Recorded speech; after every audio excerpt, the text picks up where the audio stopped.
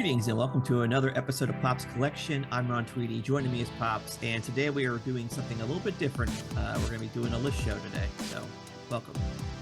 Uh, Hello, everybody. What we're going to do for you today is really something that I have a lot of, but I really sometimes you don't realize it. But we're going to give you our list of our top 5 anime, which are Japanese animation, basically. So I guess I should have welcomed people by saying konnichiwa, right? Konnichiwa would have done really well. Yeah. You know, anime is kind of interesting because basically a lot of it you are getting, cultural and philosophical Japanese, ideologies and what have you, Sometimes, yeah. So, yes. And I think that some of that is pretty interesting. It is. As long as you can stay grounded, Sure. in yourself, then you can take it and appreciate it for what it is. Well, you have that, and then also there's also some of the subject, like some of the ones we're going to cover. They're not Japan centric. There's a couple of them that have settings that are outside of Japan, which is also interesting. You kind of see a Japanese take on what does this particular other nation look like and whatnot. So anyway, we'll get to it. Right. Yes. And I found it hard making my top 5. Yeah. Because there are so many that I really, really enjoy. Okay. But I did come up with mine. How hard was it for you? It was hard because I would say I'm a casual anime fan at best, right? So if you go down the anime rabbit hole, I mean, there's probably billions of hours of content to consume. And I don't necessarily want to, like, okay, you don't necessarily want to make a definitive judgment on something if you don't watch it in its entirety. But correct. Yes. We'll talk more about that a little bit later. But that's the other thing. So to me, it was hard as well. But I think for the other reason, because I've seen, and the other thing is I didn't want to have any bleed over with what you came up with. So, what? When we get you to didn't. It, well, I would have, but I kind of made a last minute change, so it wasn't. We had one overlap, but we'll talk about it when we get to it. Yes, well, you know what? I actually did a change on mine too, and we'll talk about that when I get to that. Yeah, too. Maybe we'll do honorable mentions if yes, I would if we have time. All right, cool. All right, so my number 5. Hold you on, want to start with me, or are you going to start with you? I think we're starting with you. I'm going to share the screen. We got a deck to just as a conversation starter. All okay, right. Good. Cool. All right. So we got that. Yeah. So we'll start with number 5 for you. Go ahead. Talk about Cyborg 009. Yes. And very interesting that you have that particular picture. Okay. Because that is something that I recall seeing and saying, oh, wow, they redid it again, So just recently, there was a CG on Netflix of this. Okay.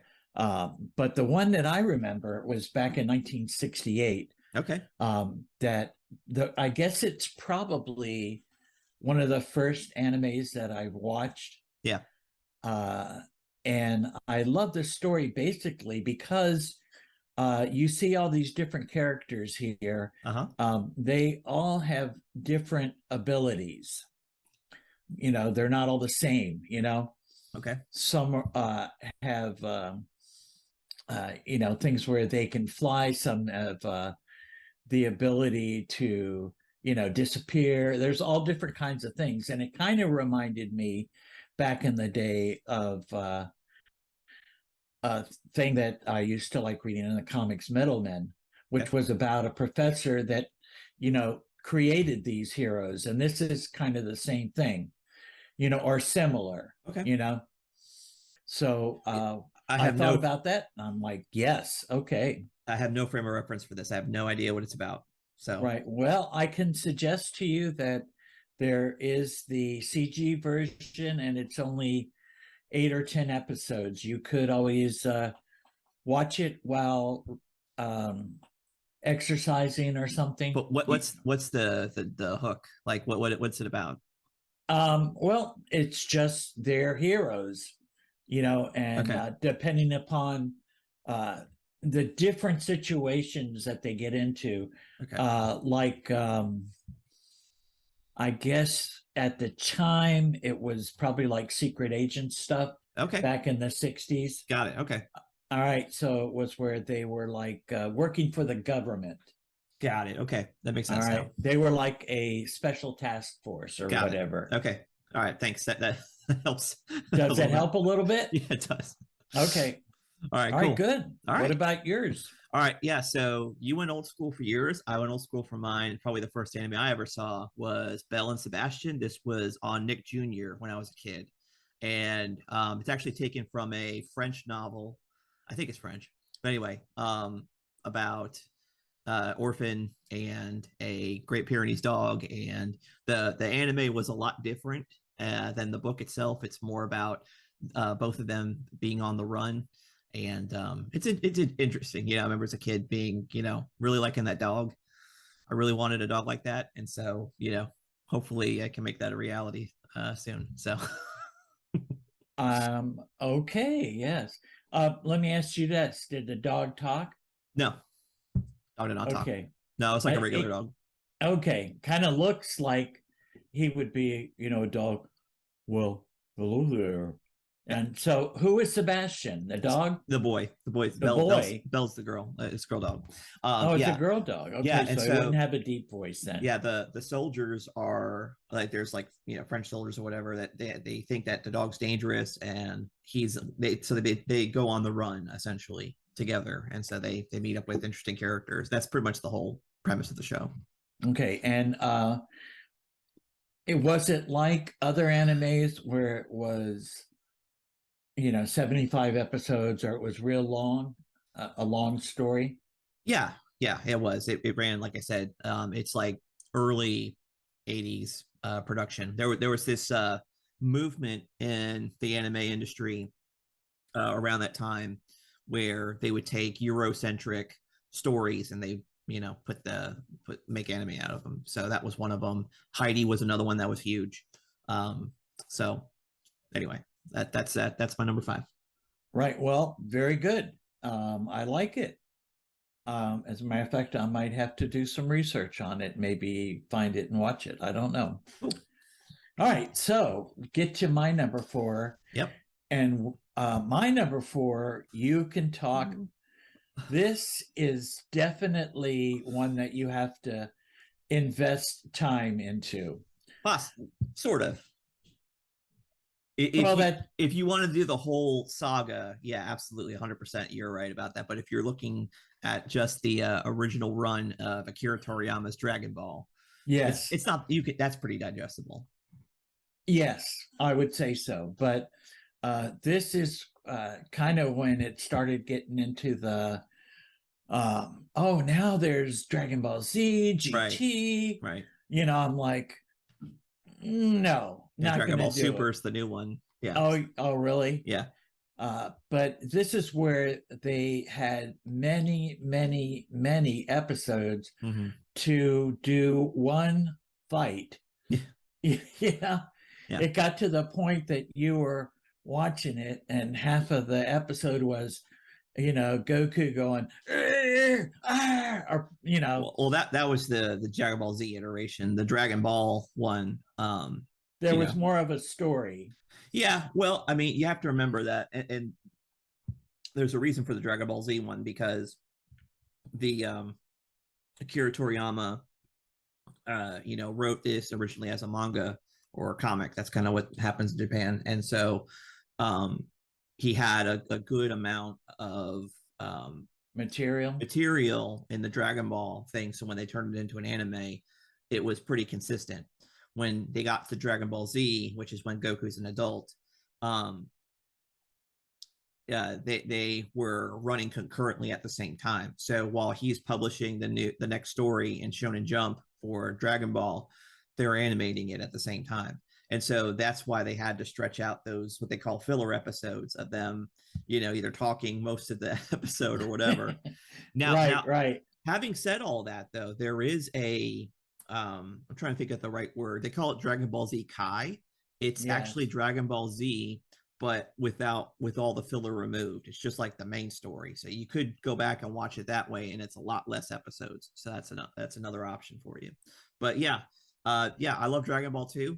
It was definitely on my short list. It didn't make it to my final list.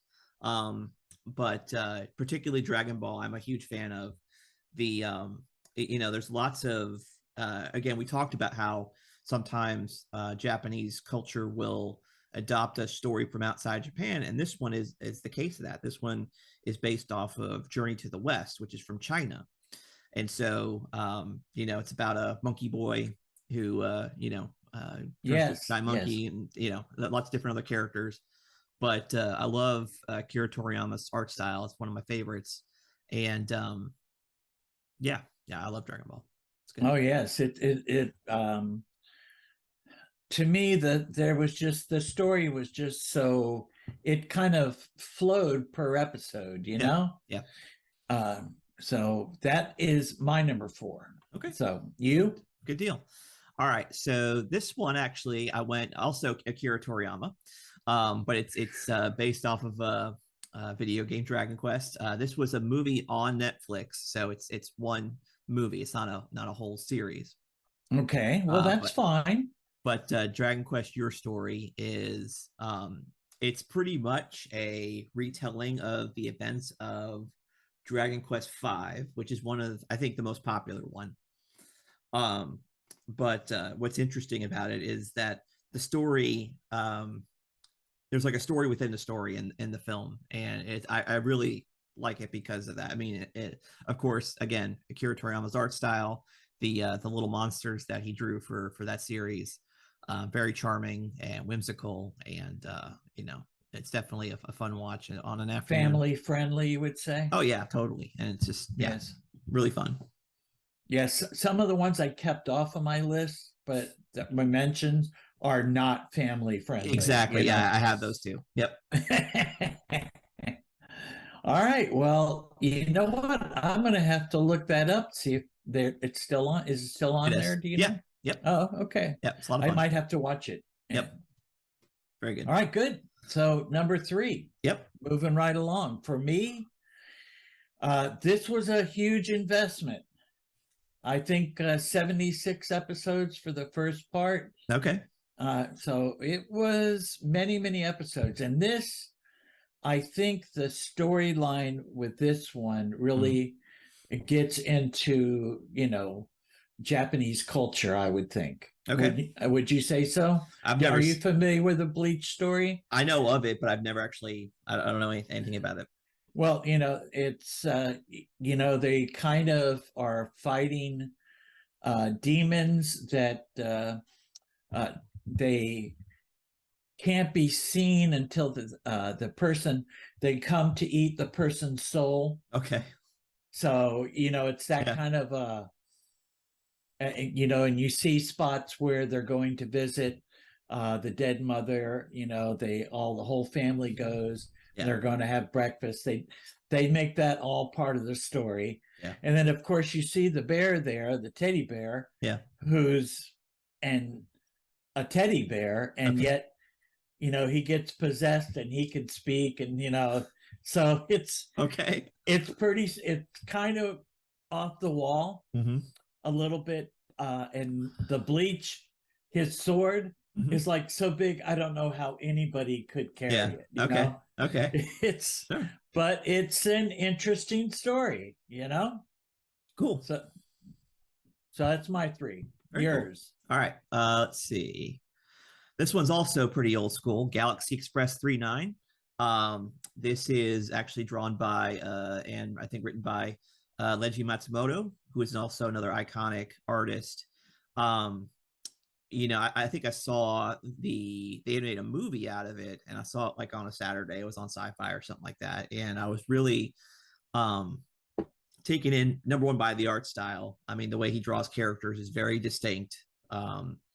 and the story about a post-apocalyptic, actually not even post-apocalyptic, just like, far future, like dystopian thing where, he has to go on a quest to, he wants to avenge the death of his mother, and he needs to get a robot body, and so they get into philosophical explorations about what does it mean to be human, and it's kind of like a dark thing, but it really, watching it as a teenager, I was like, wow, this is really like engrossing storytelling Yes, and yes. very distinct visuals. So I like Well, it. I do have to say that, there are a lot of animes that I watch when I get into, it's like something you're in the mood to do a certain kind of thing. Mm-hmm. And so I'll get into an anime mood and I'll, watch, quite a few Yeah. different ones. But they definitely make you think. A lot of them do, Yeah. Some do. Yeah.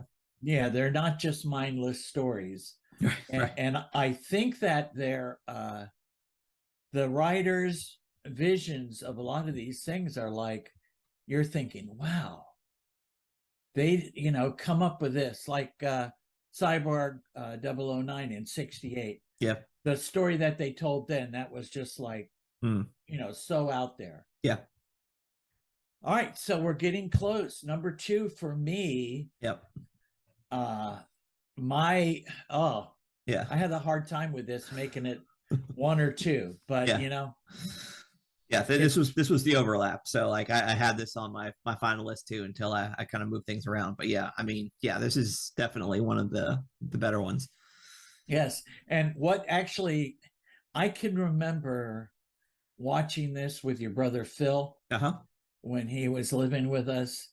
Uh, and then they had a different one. Yeah, Brotherhood. Yes. And we watched all that, and I'm like, wow. And just recently on Netflix, they have 4 live action movies Yep. which tell the whole story. Right. And I was watching them and it was like, it just brought it all back, Yeah. And one thing I'd say about this is that it's holds your interest enough that you could watch it a second time, Yeah. Yeah.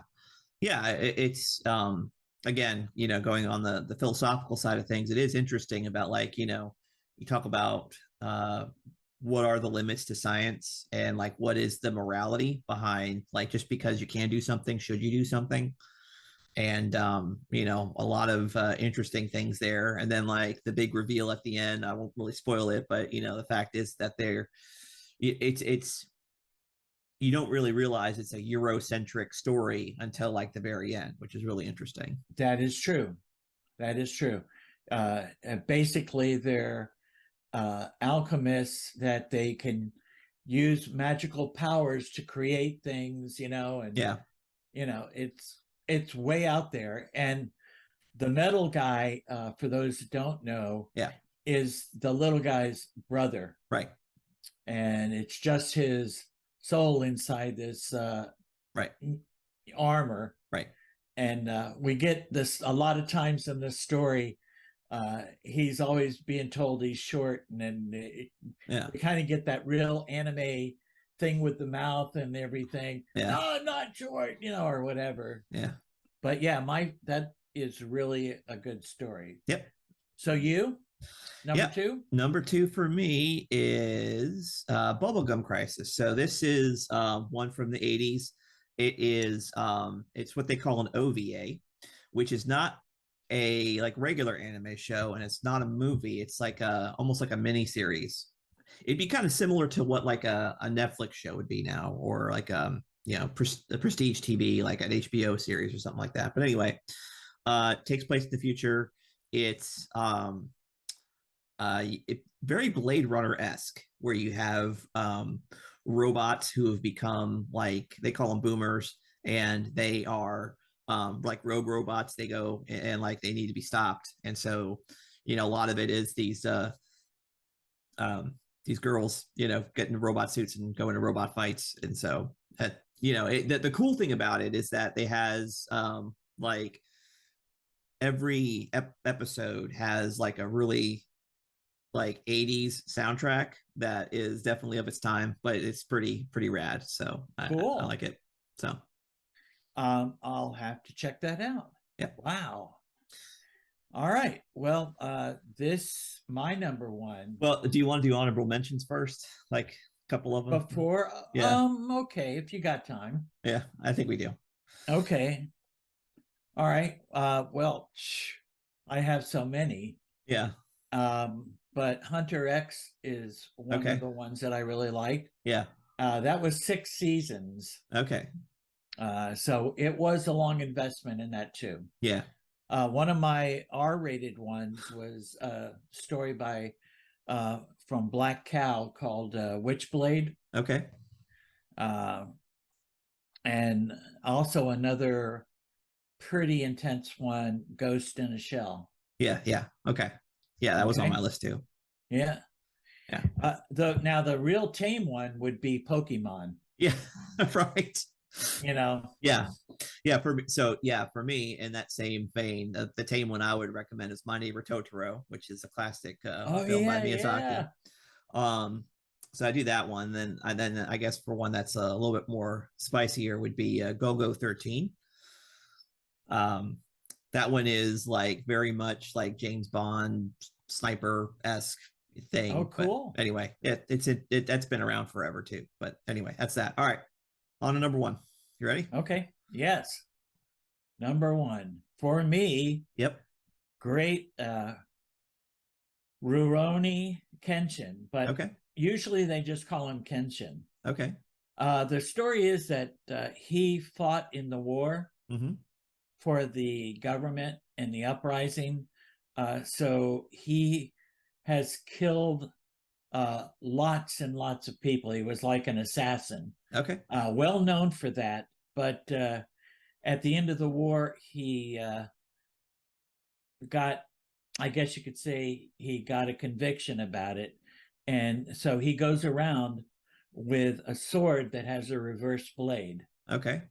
so that if he were to take it out, he couldn't really harm anybody because it's the dull side. I mean, he would just knock him out or whatever. Okay. So this is the story of him trying to make amends for all Oh, of the people that he killed. interesting. Yeah, it's a good story. They also did a live action of this on Netflix too. Okay. So that's what kind of brought that back to me. But I remember watching this in '96. I can't remember how much investment it was. It was many episodes, Was but it? oh yeah, yes. So, but real good story. The girl in the pink Yeah. uh, has a gym or dojo, Okay.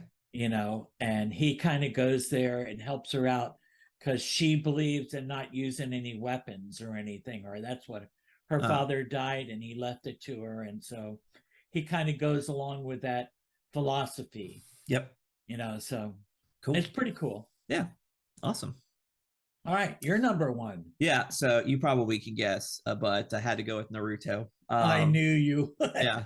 I mean, it's, I know people say, yeah, it's, kind of mid tier or whatever, but, I think that actually it's one of the greatest ever because, um, what makes it so good to me is the fact that almost every character that's in the show has, they have their own personality. They're well developed characters. They, sometimes they might seem one dimensional, but then they'll like do an episode kind of focusing on them, and you realize that there's more than just 10 Right. 10. One Yes. thing that I like about Naruto is that they do develop the characters. Yeah. Yeah. So there's that. And the other thing I love about it is that like you have the main character who's an orphan, and like what he wants, the big reveal is that, he's an outcast, but he's an outcast, and he wants to be the leader of the village because then people will respect him. But the reality is that like he was always destined to be a part of the leadership because of his parentage that he doesn't know about. It's been hidden from him, and then he finally gets that realization. And so the way they develop that is just really special. So, have you gone through the whole series yet? No, I'm like halfway through the Shippuden one, and then obviously after that they have his son Boruto, his series as well, that I haven't even touched yet. So, but anyway, the main themes of it, I think, actually make it really compelling. Oh, yes. So, this also, I love the monsters in this one. Yeah. Yeah. Yeah, that's fun. There's a lot of them that they're very creative in that type of style. Yeah. And you do get in animes, which I find interesting, is like I said, culturally, you get some of them are based like my number one and your number one. Yeah. In older times. Yeah, in some ways, yeah. And yes, and then the some of them, like the 999 999, is a futuristic style. Right. Same with Cyborg. Right. So I think that I'm not sure why it became. I think the Japanese take a lot of pride in their anime. Yeah. More so than they do in Godzilla and, those type of movies, because I think they really, a lot of them, they make an attempt in their drawings to be kind of, physically accurate and what have you, that they, like in this particular one, you can see they look. Yeah. And when you watch the show, yeah. you're interested in watching them and seeing how they come out. Yeah.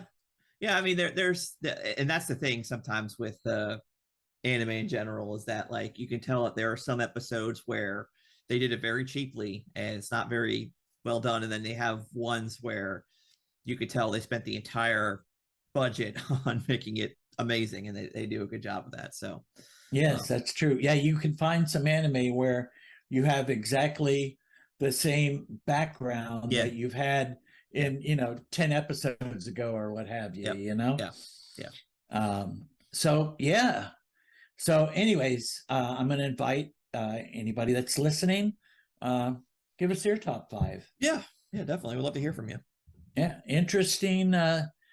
We didn't even touch on Gundam or Voltron, or there's so many of them. Yeah, I mean, I was gonna mention Neon Genesis Evangelion, but I have really mixed feelings about that show, so I can't. I don't want to get into it. I haven't even seen it. It's on Netflix. Should I not watch it? No, you should. You could watch it. I'd maybe watch like the first 5 episodes, then decide if you want. It's really short. It's like 13 episodes. It's really not. Yeah, or something like that. It's really short. My problem, is that if I start something, I got to see it through. Well, it's definitely one of the shorter ones. You're not gonna. It's not a huge time sink. Yeah, I know, but that's just kind of my thing. Like if I'm watching anything on Netflix. Yeah, that one's interesting because they bring in a lot of Christian imagery and a lot of Jewish mysticism, which is really weird. But anyway. Well, I'll have to check that out then. Yeah. And see how we like it. Yeah. Okay. Excellent. Okay. All right. Well, thank you all for tuning in. We'll talk to you next week with something new. And until then, goodbye and God bless. Goodbye. God bless. Tell your friends.